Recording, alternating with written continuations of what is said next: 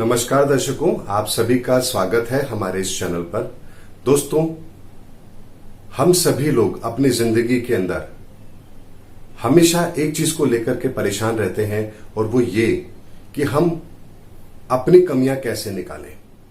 क्या दोस्तों ये हम सबके लिए संभव है कि हम अपनी कमी को पूरी तरह से निकाल सकते हैं?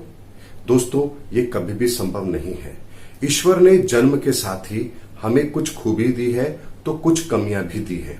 ऐसे में हम जीवन में अपनी कमियों को निकालने का प्रयास तो करते हैं और ईमानदारी का प्रयास भी कई लोग करते हैं और बहुत से लोग हैं जो नहीं करते हैं।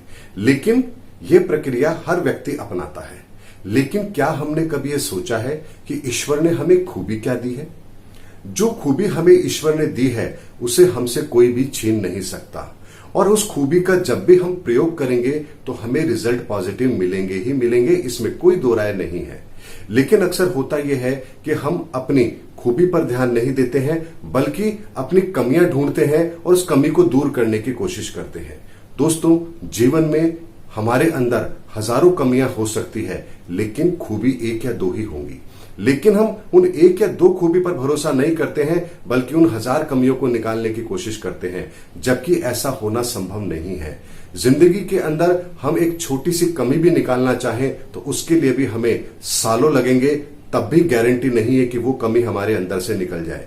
जैसे मैं आपको एग्जांपल से देता हूं। मान लीजिए आपकी बहुत ज्यादा बोलने की आदत है, तो क्या आप उस कमी को निकाल पाएंगे?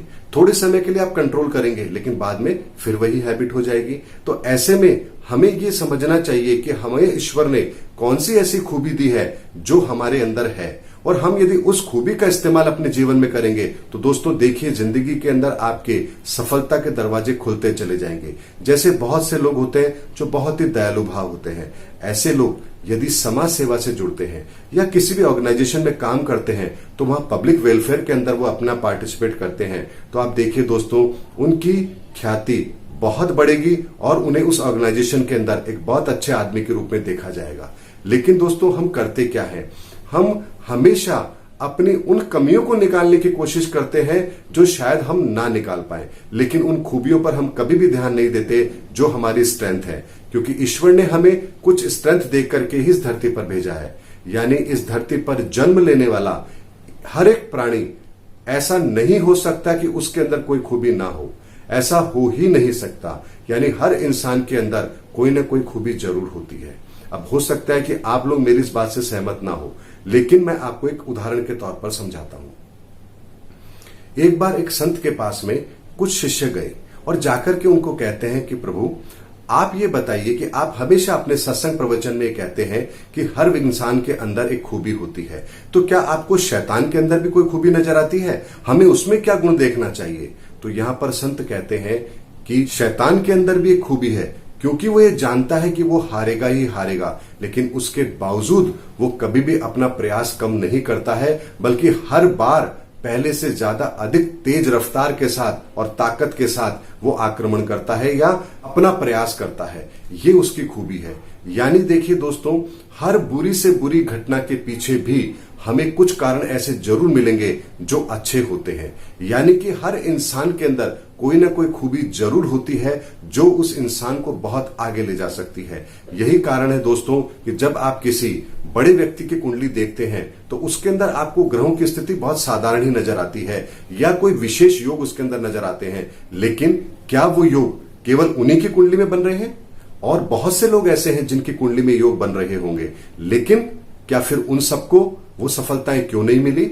इसका जवाब भी यही है दोस्तों कि जब व्यक्ति अपनी स्ट्रेंथ पर काम करता है, अपनी ताकत पर काम करता है, अपनी खूबी पर अड़ा रहता है, तो उसे जिंदगी में सफलताएं मिलती हैं।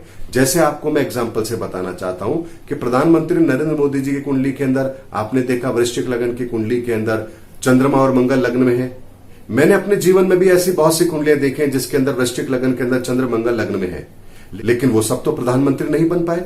लेकिन दोस्तों, एक चीज को समझना पड़ेगा कि जो उनका जुझारू किस्म का एक नेचर है, परिस्थितियों से लड़ने की ताकत है, और जो उनका कार्यक्षेत्र है, वो दोनों चीजें मिलकर के उनको इस तरीके से बनाती है। लेकिन यदि मान लीजिए यही खूबी किसी और में भी है, यही ग्रहों की स्थिति किसी और के अंदर भी है, लेकिन वो राजनीतिक क्षेत्र में नहीं है, और ना ही वो अपनी इस खूबी पर काम करता है, बल्कि सिंपल एक साधारण सी नौकरी कर रहा है, तो दोस्तों यहां पर इस योग्यता के भी फलित होने की संभावना नहीं बचती है।